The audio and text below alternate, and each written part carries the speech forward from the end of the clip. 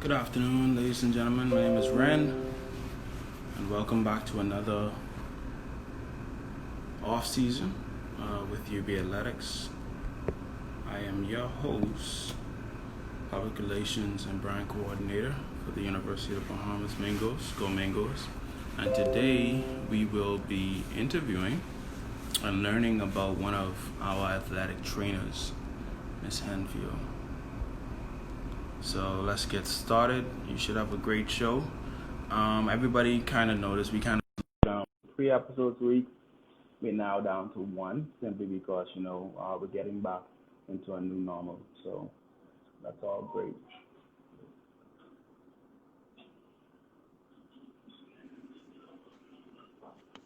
All right, welcome. How are you? How are you? Good. All right. I see you already. You don't got your mangoes blue in the background. You got the green. Well, that happened to be the curtain color, but I got on my mango shirt. Excellent. You can hear me, right? Yes. And I can hear you. I'm just checking for the audience. Everybody who's signing in, welcome back to another off season. Just doing a little test of the sound, making sure everything's good, and we'll get started. How have you been this off season? You been working. Like, I don't think you had a day off. Well, you get somewhat of a break, not as much. Say it again? Many hours. I say not as many hours, but still been putting in some work. Just double checking. So I hear you a little soft on my end. I just want to double check with anybody who's listening in. Can you hear her? Just want to make sure you're clear. Just need anybody to confirm. I see a few people in here. Just can you hear both of us speaking? Can you hear us clearly? I don't want to miss anything in the interview. So you can speak to me again, Ms. Henfield? So mannerly, Ms. Henfield. Just say your name. Say your name. Now I don't hear nothing. Is that me or you? I don't even know. Try. You have in the headphones, right? Try taking out the headphones. Let me see if it's a difference.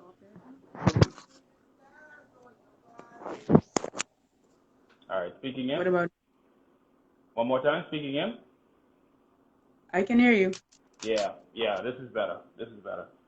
You're Okay. a little soft. You're a little soft with the headphones.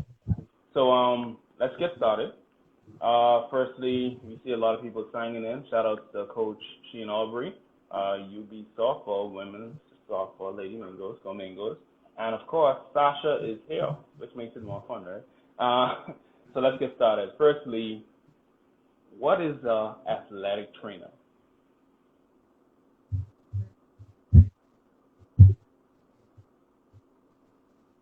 Oh no! Hold on, something happened. I can hear nothing you said just now. I don't know why. Is that me? Say something again. Just checking. I still can't hear. Anybody? Can anybody hear her? This is not fair. Why is it doing this today of all days? It's a good day. Just need somebody confirm. Can you hear both of us speaking? Say your name to me again. Shakeitha Henfield. Now I can hear you. I can hear you beautifully. Yeah. Okay, I was using a low stand. Maybe that was blocking the Yeah, mic the some stand, type the of way. stand might be blocking the mic. You got to hold this for 30 minutes. I gotta hold it. Okay. It's your workout today. Let's go. Get him, Rand. All right. So again, what is an athletic trainer? Athletic trainer, we deal. Obviously, call athletic trainer because we usually deal mostly with the athletic population as far as their treatment, rehab. We do a lot of prevention, a lot of things behind the scenes. We kind of like the team behind the team to help the athletes succeed. And obviously, coaches and everybody wants teams to win, but that's where we step in. Sometimes we have to make decisions that's in the best interest of the athlete's health in the long term of their career And I, versus what we're going to do for that particular game. So good. that's where we come in to give our medical expertise because everybody's focusing on winning. Even the athletes sometimes, to their detriment, they want to win so bad. They're so competitive that they're not able to think about, what's best in the long term. So that's where we come in to give our expertise. And being an athlete myself, having that experience, being able to relate to the athlete. I'm not telling you anything that I haven't already experienced or done myself. So Right. I think that's a good position to But be like in, I to be said, able to relate. and I asked that because if anybody sees, she's speaking to us from our own athletic trainers page, UB Athletic Trainers, and I encourage everyone who's signing in to take some time, maybe after the show, and definitely give them a follow. They post a lot of key notes, key tips, you know, about how athletes and yourself can stay. Congratulations to the UB Athletics team, the trainers, because they provided so much home workouts this quarantine. I don't feel like they had a break. Why? Yeah, okay. I thought it was trying to disconnect us. I was browsing Instagram. But so during this, what we call the off season, which is when the country athletics slow down, what was your department? What was athletic training doing? Well, actually, it's coming off of a really, really busy period because, that's the point in time. January, February, March is kind of like our busiest months. We had Sasha was actually on maternity leave. So we had volleyball, we had basketball getting ready to go into the playoffs, soccer, which changed their dates for their season starting in January. Normally they would have been a fall sport. So we kind of had, and then track and field, their indoor season starting. So it was a lot going on for those 3 months. So it was kind of busy and not knowing what was going to happen as far as return to sports. Obviously, it lasted a little bit longer than all of us expected. So I think the main thing was kind of waiting to see, was this going to be a short term thing or was it going to be long term? Did it? And then softball never got to start their season, Yeah, that was which is one of my sports that I work with as well. So I think coming off of that, I use some of the time to kind of take a break. Some of the things that you kind of neglect when you're so busy dealing with games, treatment, and all of the athletes, dealing with some of the administrative that we could do online, things that sometimes you don't have as much time to do. And then we started doing Zoom sessions and also doing research on what other organizations, as far as professional sports, other places in the world, what are they doing in preparation for the return to sports? So a lot of research and educating ourselves so that we can be able to advise our athletic director, coaches, and even other sports that exist outside of the university, the federations. We kind of have a voice. I think we have a duty, whether they understand the scope of everything that we do. You want to make sure that people are making informed decisions and that it's safe for all of us. Because if I'm out there working with athletes and coaches working with athletes, then we all putting ourselves at risk if we're not taking the necessary precautions. So I and think it was a learning experience, and also participating in some kind of online conferences and training. Actually, this week we have our National Athletic Training Association is having a conference, which is happened to be virtual this year. It was going to be in Georgia, and I had planned on going to that conference, but you didn't take it. since now that it's virtual, and obviously with Corona, I wouldn't have went anyway. But now that it's a virtual conference, we're having to do these sessions online. So thinking of ways to kind of do work, doing research on telemedicine, just basically educating yourself during the downtime and educating the athletes. So you have definitely gave us a great update on the current what the department is doing. I have one final question before we get into more about you as an athlete, which is you have Okay. experienced what Sasha had for I think a year and a half, which is the full weight of being the AT for all the university sports. Tell us about that experience. Well, I think it was a little hectic because I think all of the sports being kind of feeling like they're in season at the same time, and then the pressure of, like we say, pressure of playoffs. Obviously, we wanted our team to advance on.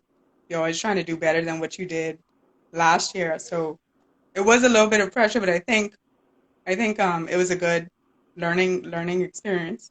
Mm. Either way, as an athlete, like I said, I've been in pressure situations, so I know You I kind of know see how to why handle. You she have to kind of have to balance, you see have why to she learn how requested to balance. vacation when you come though. What? Remember when you first came in the department and Sasha like zoop out vacation? You kind of see why she needed the rest. Yeah, yeah, and I think she got a good amount of rest. Mm. And then, congratulations again to Sasha Johnson, with her first one. She probably have like four more mangoes, Anyway, let's keep moving. So, first thing is, we know, of course, your passion for athletics didn't start with the university. You've been in the sports arena for quite some time. Tell us, when did that begin for you? Okay, I could say as an athlete, I've been well participating in track and field since the primary school level. As I say, which age that I took it seriously, I don't think I probably took it seriously until the high school level, even though I was kind of like a natural talent.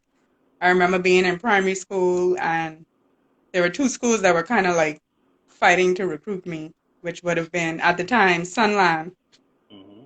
which later changed their name. There was Sunland Lutheran School, now there's Sunland Baptist, and the now BMES, which at the time would have been Freeport High when I was growing up. So it was kind of like a battle. When I realized that it was a battle for me to go to which school I was going to go to, that's when I kind of realized, okay, well, if Well, these people really don't rush in there. recruiting Don't me rush in. heavily, You're then making a key point. You're from which island are you from?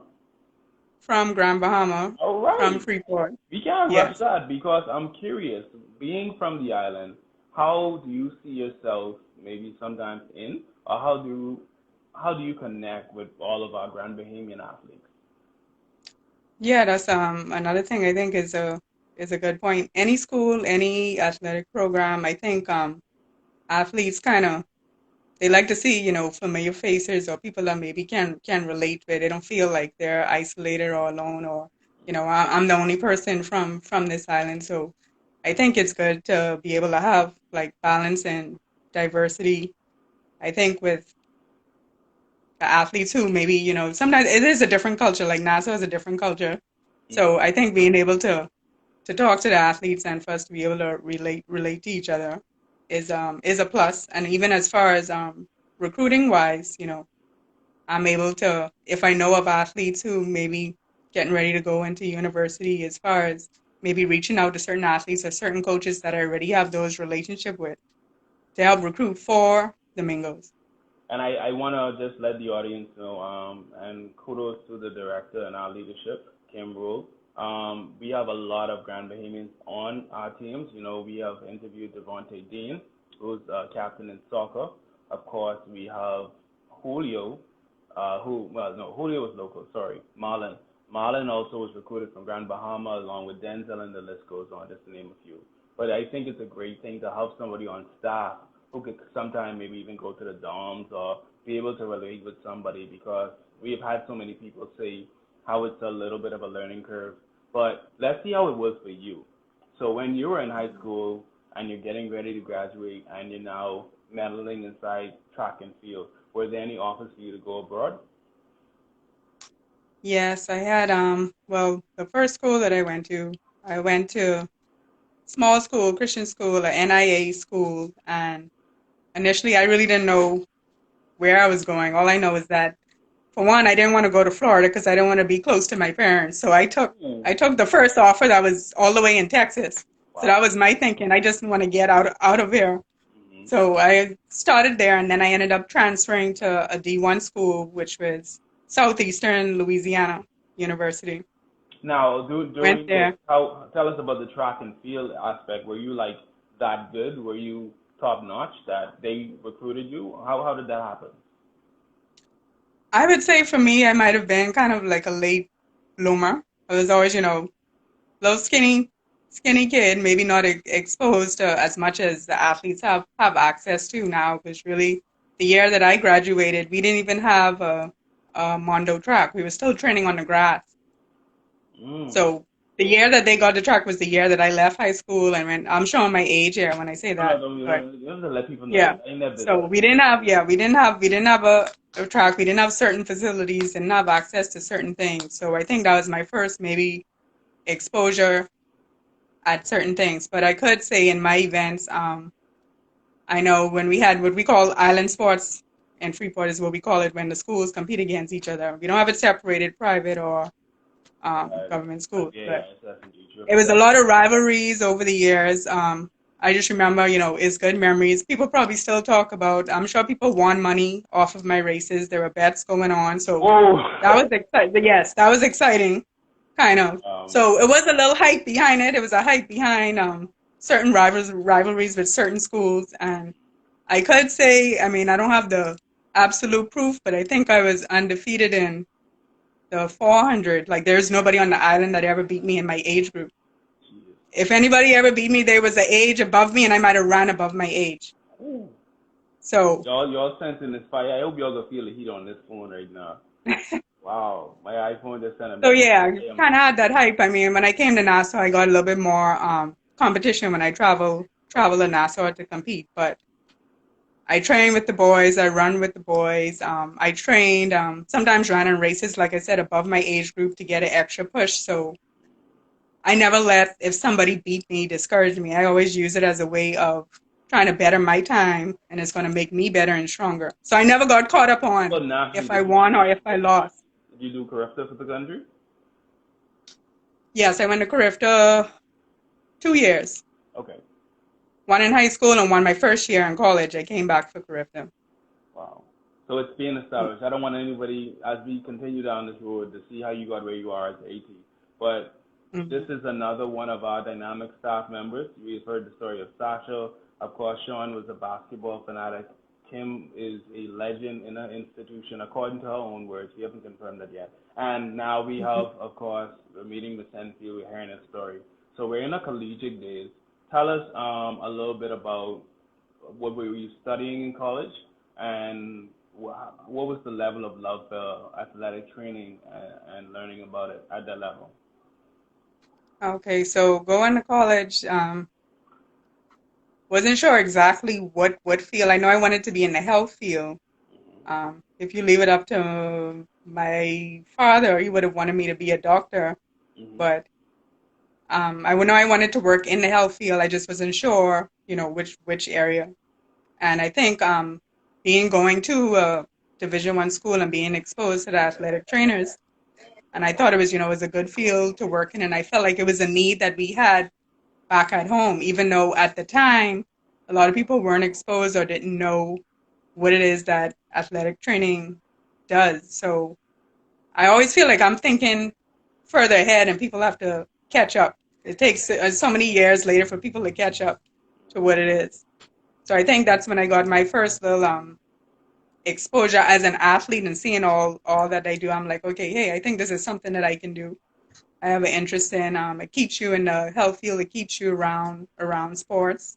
I like sports, and even though I run track and field, I always like to watch and learn from other sports because it's So so many things. You have a different eye I want to go when back you're to the watching other beginning though. sports. I don't want to miss this. So did you go to college in one major and switch, or were you just consistently the same major at No, different? I know I wanted to be healthcare, but then with athletic training, I didn't decide that probably until maybe my second year, Okay. which program I wanted to go in.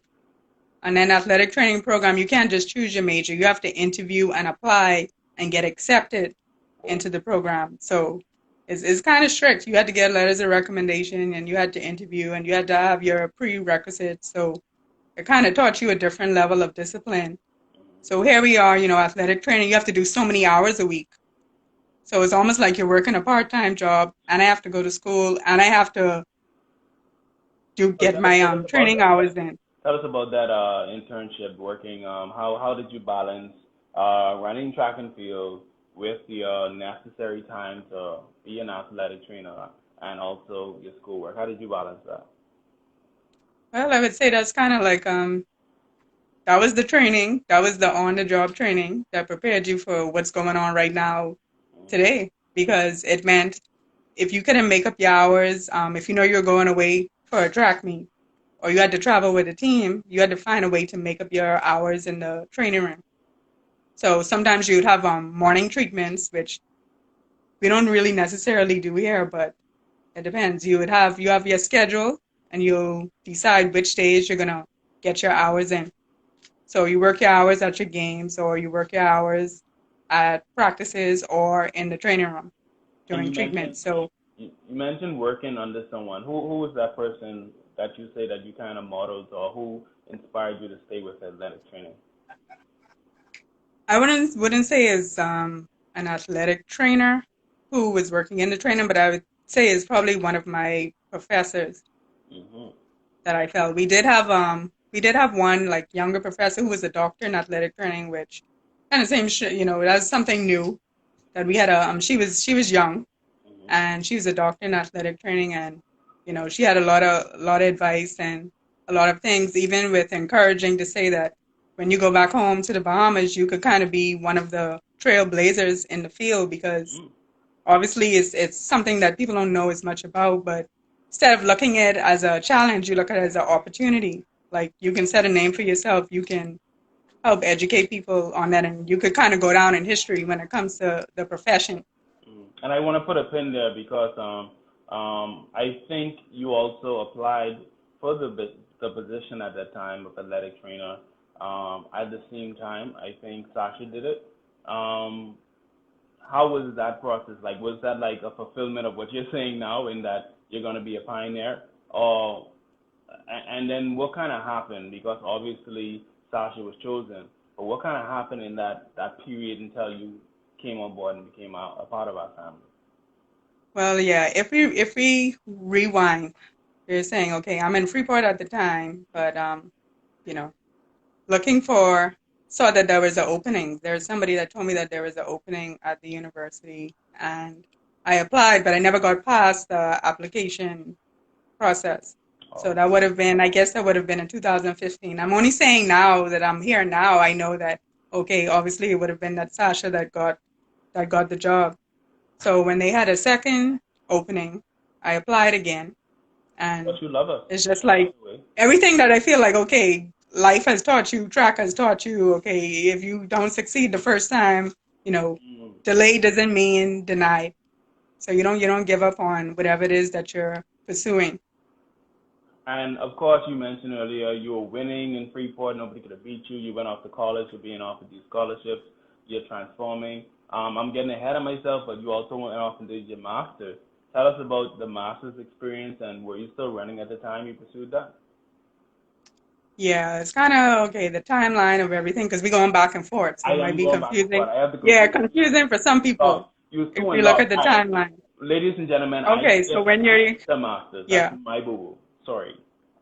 okay, when we're in college, we're college undergrad now. This is Louisiana. I'm at Southeastern Louisiana, Hmm. and like I said, I improved every year. I improved my time, and I kind of feel like, okay, I developed and grew with the program.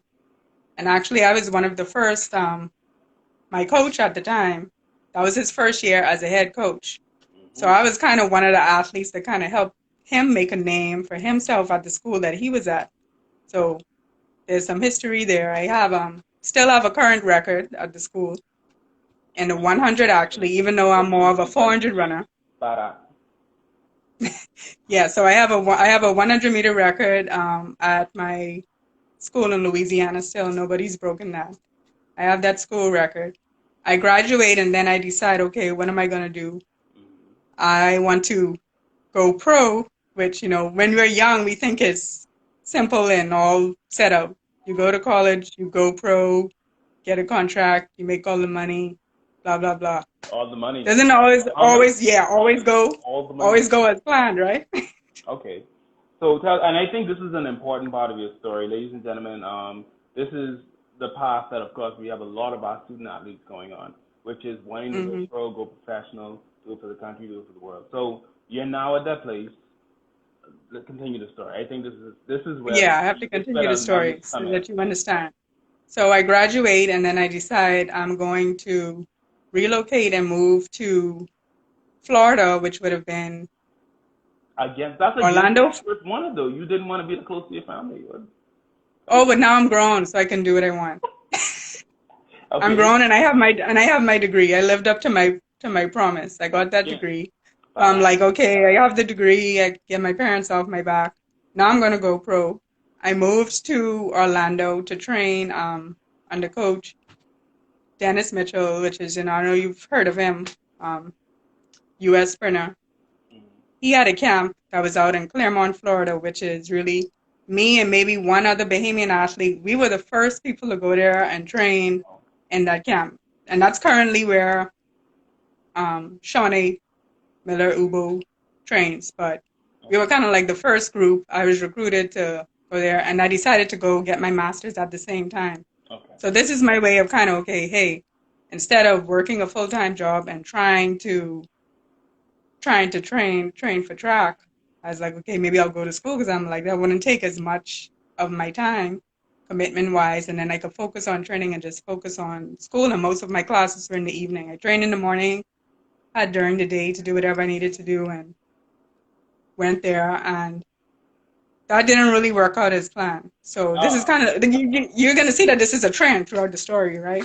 So that didn't work out as planned. Things with that coach didn't work out. I came home, took a job, and I was taking some classes online and still training, and I was supposed to take a semester off. The semester turned into 2 years, but I was still taking some classes online. Wow.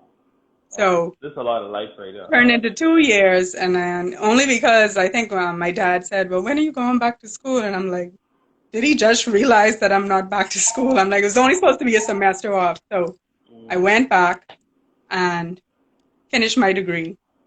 So it's kind of like a setback as far as that as well. But in the meantime, I'm running, still training and making teams. Okay. Would have went to Penn Relays, ran for the Bahamas on the 4x1 and 4x4. We break a national record.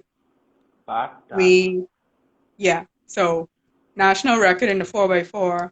Qualify for world championships in the 4x1 and 4x4, which I would have helped those teams. And then the following year, that would have been the first year that the Bahamas had a women's 4x4 at the world championships.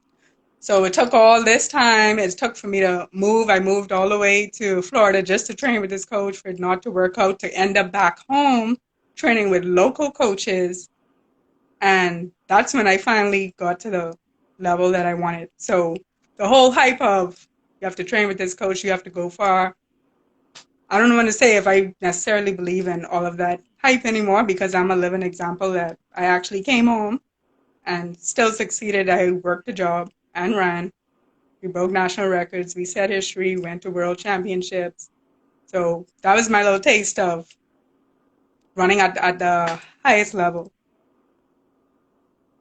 Wow, somebody's telling me I missed one because you're still saying greatness. So one more time, back that. All right.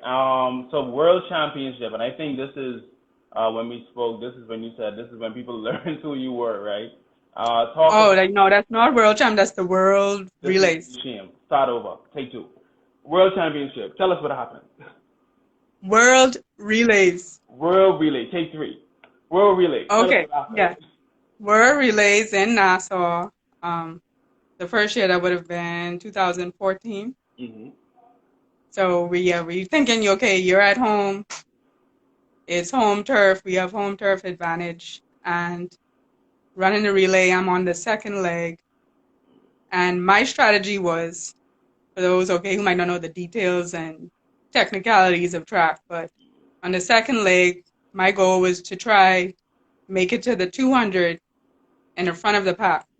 And if anybody wanted to chase me, they would have to chase me. So I did that. I got out real fast, first 200, and I think somewhere between the 200 and 300, we were running, and I realized, where's the baton? It's not in my hand. What happened? I don't know. It happened that quickly. Wow. What I think happened was somebody from the other team, we might have bumped hands at some point, trying to all cut into lane one.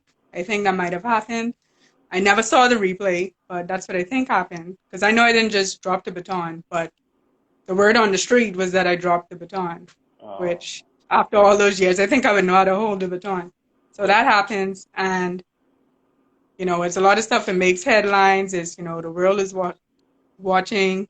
I think even the commentator at the time might have said certain things about me. So I had a lot of messages in my phone with people telling me, keep my head up, da-da-da-da-da, it's going to be okay. But really, we got to run the next day. So the beauty in that is I was still able to. I want you to focus on that because there's a lot of meat and nuggets in that and this is why, of course, I wanted to do this interview as well. a lot of athletes sometimes get those hamstring strains, they get those injuries, and they make mistakes. So someone as seasoned as you, looking back on it, maybe you can enlighten them of maybe three things you did to kind of get over the, and in this area it'd be even worse, right, with social media. But what is it that you Hmm. did to get over what I call the tabloids and the comments and people texting? What did you do to grow past that as a leader? Well, really, I didn't have the time to process all of it as far as from the negative comments because we still had to run the next day. Okay. We still had to run the next day. So I got a second chance, but I feel like I had redemption. So in my mind, I had to block all of that out and try to focus on mentally getting myself back in the game, back in the race. And I think we might have maybe switched up the order of the team. Hmm. And we ran, and we still ran well, Okay. even regardless. We still came in our section, we came second, and it Okay. was a close finish. So it was I a good, and I think it was a good show. It was a good show, and it was good excitement for the audience. but But this what is I can what say is, yeah, after that, this is what I that's why I said I learned. That's the first time I learned that there's no such thing as bad publicity because it was just random people who probably don't follow track who maybe didn't know me. They're like, where do I know you from? And then they realize, oh, they were like, oh, that was you. Like it's like um that's what I was known for, even though all those years was I've been any running like for years. any of those haters was there who was like, man, they shouldn't have put out that lady. They should have put this one being running for the country. They should have gone find Tony Williams and it was any of that kind of stuff. Yeah, no, it was some of them. Yeah, it was some. Even after that, even after I ran and went on other teams, there were still people saying certain things. But this is how I feel. Even though we're being older, experience is always gonna. You can't beat experience because sometimes, especially Hmm. in a relay situation, you have to think on your feet and still be able to go and stay in the game. So I think because I've had other experiences before, maybe a younger athlete, they might have not been able to bounce back and come back the next day and still run. They might have let those comments and everything affect them. Hmm. So we touched on that, and that's a real growth point. A lot of athletes that say you need to chop it down, keep that in your pocket, because a lot of people have set marks and they lost sight. And I'm curious at this point. We just had like Ramika Josie interview, and she's like she going to the Olympics. So I'm curious to this whole thing. Was your mindset? I'm going to the Olympics no matter what. What kept you? What was your drive? What kept you going? Well, if I say, okay, things like don't go as planned, if you set a goal and sometimes you can become, it takes a little bit of, it's a fine line between passion and obsession. Hmm. So I think Olympics was kind of the one team that I did not make actually. And then Olympics is every 4 years. So it's like if you miss it, it's like, okay, am I willing to do this again for another 4 years? And I've been on national record team. I think I've probably been on more relay teams than a lot of people because even if you go way back, like I said, I'm going to tell my age now. I gotta tell Like them. when we first started having relays, it would have been me, Christine Amatil, Tonique Williams, and another girl from Freeport, another Sasha actually who runs track. Not We not were there Sasha when we Johnson. had Not Sasha Johnson. no, not Sasha Thank Johnson, goodness. another Thank goodness. Sasha. Sasha Roll would have been That's Sasha Roll. oh, she's a roller. That's like Kim and Sasha together. There's a person who like Kim and Sasha together. They might be related. I don't know. Oh my goodness. Yeah, so I've kind of been on basically every relay team as long as I was not injured, still and still competing. So I've been in this for a long time. So I say to be able to have like longevity in the sport, we don't give credit for that. I don't Mm. feel like I would ever get the credit I wish I could get as far as where we started from and where we are now and being able to balance whatever else is going on in life. Like I said, life doesn't go as planned. Um, Initially, it was supposed to be I wanted to go to the Olympics in 2012. I had relocated to London. Relocated to London. I was dating someone from London. That didn't pan out as well, and I was going to retire. And move on with my life, move on to bigger and better things. What ended up happening is that relationship didn't work, but that's when my career actually went up. So some things are a blessing in disguise, and that goes to show, what God has for you, no one can take from you. I came home and I used that as the fuel for me to train, run faster, and get on the teams. And like I said, we broke records and made history. So I have no regrets. But like I said, the only one low spot is that I tried for the Olympic team, did not make the team for whatever reason would have been going on that year. What I love about track and field is it isn't too much about age; it's about times, right? So I'm curious, and you know a few people on our track team time. Has anybody on the current UV track team beat your 400 times that you had as a Not that team? I know of. No. Oh man, but I mean, I would need Chris to bring some of those, statistician, bring some of those those things. So times to me, it's but possible that nobody still has yeah, beaten your time. no, not that I know of. No. You know what? That's why I like the friends like your greatness. Oh. So my final question, and ladies and gentlemen, we're coming to the end of off season. Of course, like normal, you can drop your questions in the question and answers period. Section, and we will address every question that lands there for the next 5 to 10 minutes. But my final question would be, with all this wealth of experience, the collegiate experience being among the first for your island and for the country to do so much, um, how do you see that helping as you work every day with the student athletes at the University of the Bahamas? Well, I think it's a big help because I always say that, some of the things that I know, like the experience, you really can't. It's hard to pay for that. Like you have both sides of the spectrum. You have the experience as an athlete. I would like to say, I'm a old head or a veteran now when it comes to my particular sport.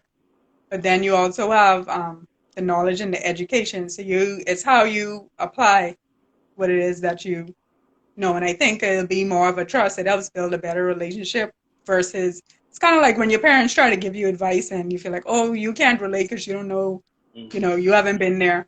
Mm-hmm. Whereas I'm a person who's been there, done that. So I think there's a little bit more credibility what it is I have to bring to the table. And that's great. I thought of a final question to my final question, but ladies and gentlemen, we're waiting for your questions. We're now going to take questions from you. My thing is, has there ever been, I honestly, hearing this story, feel like there is a UB athlete that reminds me of your fire, but do you see that fire, that Henfield fire in any of our female athletes? Mm,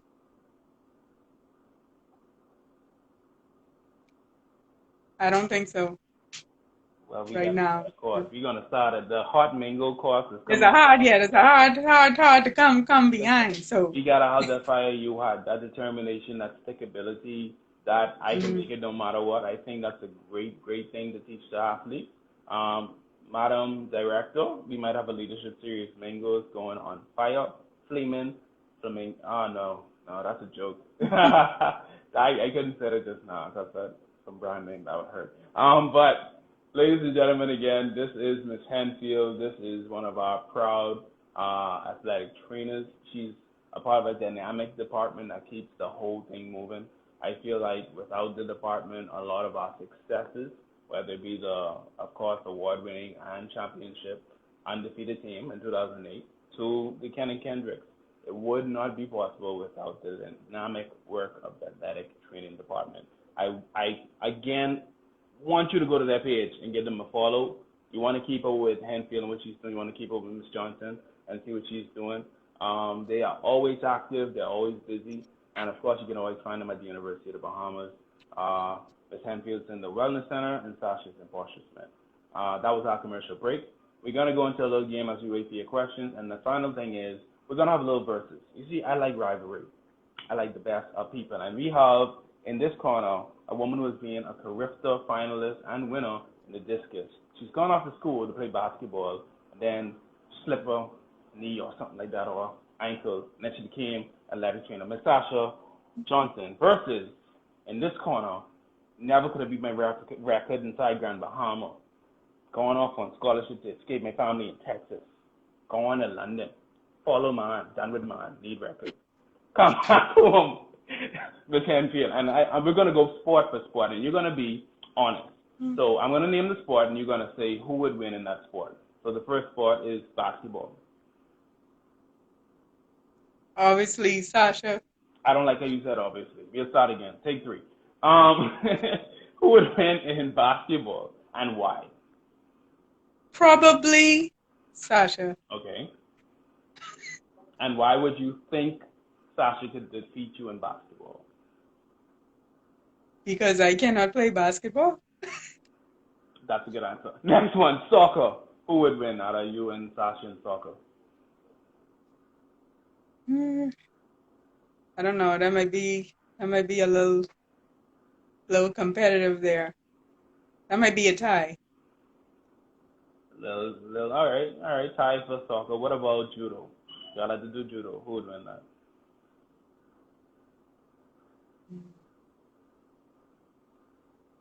You want to answer that one? You want to answer the two physically?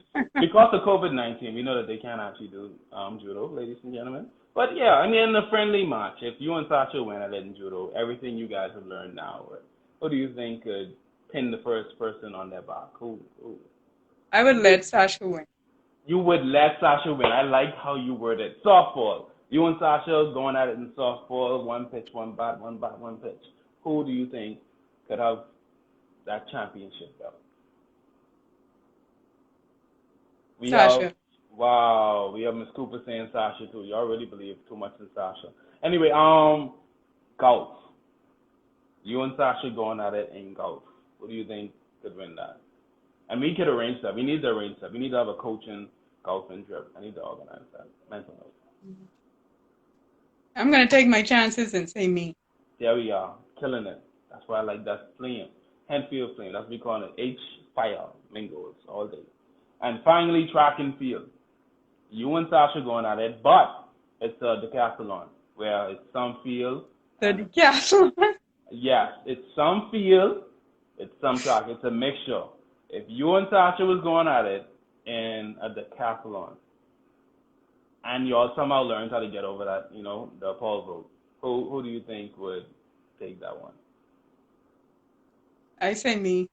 Yeah, I'll just try to get the point. That's that show. I love the point I could get. You get. don't have to explain that. You don't have to explain that. I like that. There we go. Hopefully Sasha log off. When she come back on, she'll get this. My day is done. So again, we're waiting on questions. I didn't see any questions. I don't see any questions loaded, and I'm gonna give it a minute more on our comment section for any questions you may have for Ms. Enfield. You want to go back on this video? She said a lot of nuggets for any athlete out there. If you were discouraged, this is the lady you need to reach out to at the University of the Bahamas. If you need motivation, if you need the Henfield Fire, it's now on sale, $19.99 at the University of the Bahamas. Henfield Fire Wellness Center. Come to rent. We accept credit cards, PayPal, all forms. Canoe, whenever you want to give us. Henfield Fire, $9.99. I have Canoe. You have Canoe. Oh, we accept Canoe. That's it. It's on sale now, ladies and gentlemen. Get it while it's hot. Get it while it's hot. All right, so we got our first question. How well do you manage coping with work, school, and training simultaneously and high expectations of all areas? Advice for current student athletes. Current student athletes. Okay, well, I think right now what's different between as far as today's athlete versus back in my day or back in my time now. As an international student, as an athlete, for one, we weren't allowed to take on a job unless you got something like part-time on campus. So one, you were limited there. There was no such thing as I have a job, I can't come to practice. Oh. Your practice and your team was your first priority as a scholarship athlete and as international athlete. So your priorities have already been set for you. Your scholarship is on the line. So I think it was a different amount of pressure and more that was expected of you. Then school, obviously you're a student athlete. If you don't have the grades, then you're not eligible to compete and do the sport. that you came there to do. Mhm. So school had to come, your practices, your competition, and your school has to be your top two priorities. And if you have a job, that needs to be third. That's good. What would you be interested in teaching a training course? That's what somebody's asking. Yeah, I would be. I actually did create a certificate course in healthcare administration when I was in Freeport at the UB North campus. Okay, there it is. So She's always ready to be a teacher. And of course, your master's is in which area for in those? healthcare, yeah, healthcare administration. Right. She used to work for YMCA, all kind of stuff. Y'all need to research this one. When is the book coming out? I already found the title for you, Henfield Fire. We got this. When is the book coming out? I don't know. I work so many hours as athletic trainer. I don't know, and I'll have time to write that book. And you know what? But Just maybe I because need to like start with a we, column we need or to a start blog. working on this Maybe I stuff. just need to start a blog to start with. Martin, girl, we writing this book first. We're gonna market you. You see, you have under you. You have brand under you. We're gonna have you looking great. Don't worry about that. You're straight. Are you ready for vacation since Sasha is back? That is a question. Are you ready for vacation since Sasha is back? Speaking of vacation, I put in my vacation for my birthday What? several months ago that I Athletic did training not. 2 year old just logged off. That's crazy. Yeah, but I did not get to take that vacation. So Uh, I had to work on my birthday. how do you apply? Do you, oh, this is somebody again for the course. I want to do the course. You plan on doing one soon, I guess. She's asking how does she Okay, apply to the yeah, that particular course does not exist yet, but if we have enough of an interest, then that's something we can make happen. I Okay. actually do want to do maybe like an introduction class to athletic training or sports medicine. I think that would be good to introduce at UB. So maybe I we need think to you look will. For the look into birthday, that. I don't first think of it'll all, happen for the fall semester. Maybe we can see about the spring. don't you doubt my mango. Anything is possible. But again, Miss Cooper, you keep Miss Henfield on check. Keep on her to have this as a real thing. The more people we train in athletic training and probably connect with Sasha and yourself institution, I think that's a great initiative. So we can get you guys more on the administrative role. Come on, y'all have so much experience.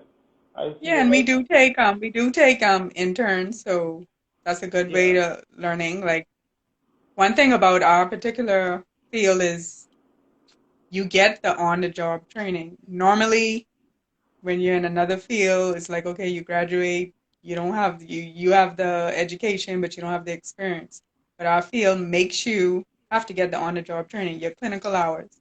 So internship is a good way for you to be exposed to what it is that we do and see if it's a field that you're interested in.